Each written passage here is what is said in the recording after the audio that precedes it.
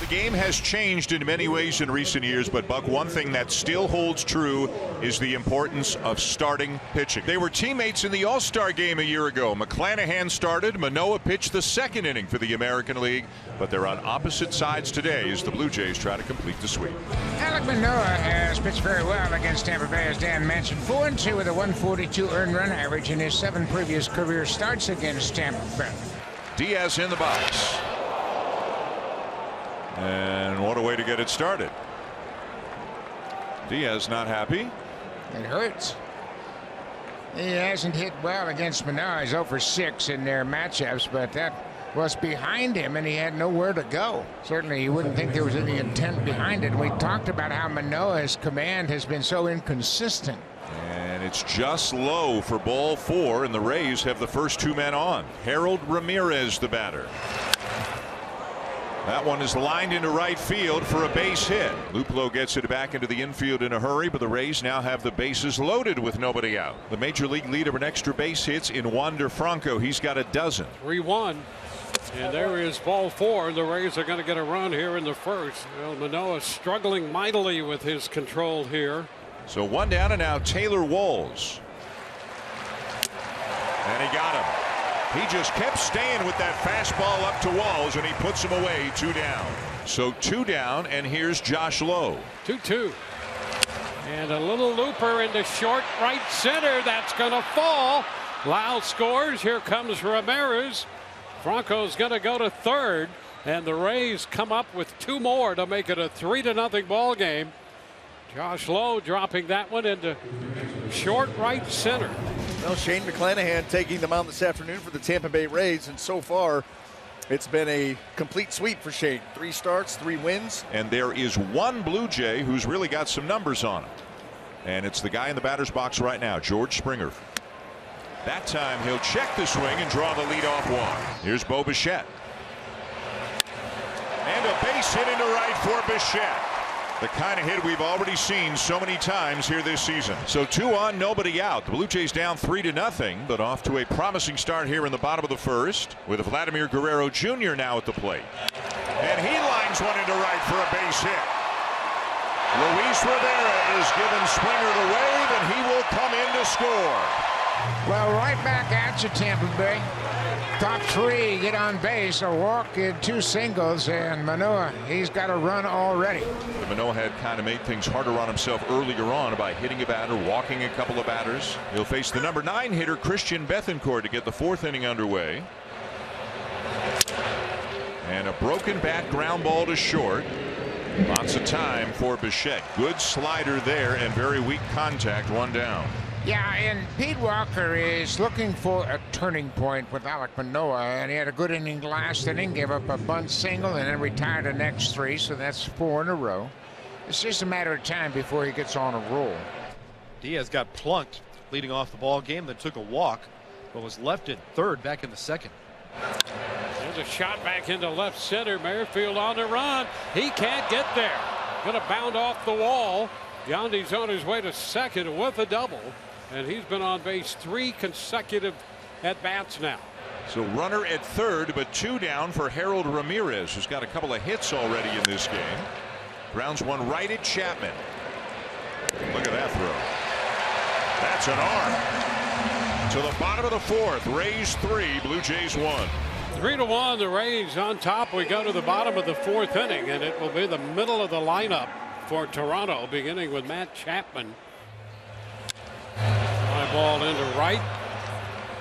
Luke Raley's going to be there, and he makes the catch. 10 in a row retired by McClanahan since giving up the RBI single to Guerrero Jr. Espinal still looking to get going. He is 2 for 28 on the season. Grounded in the hole at short. Walls and dug out by Diaz. Good play on both ends. Manoah getting back on the mound for the 5th inning. 3 in the first, no runs since against Manoah over the last 3 innings. Wander Franco leads off the 5th. A changeup into the knees. Strike 3 called to get Franco. Well, and now we're seeing the effectiveness of throwing strikes, and all 3 pitches are starting to work for Manoah. 2 down. Here's Taylor Walls. And that's low, ball 4. Fourth walk surrendered today by Manoah.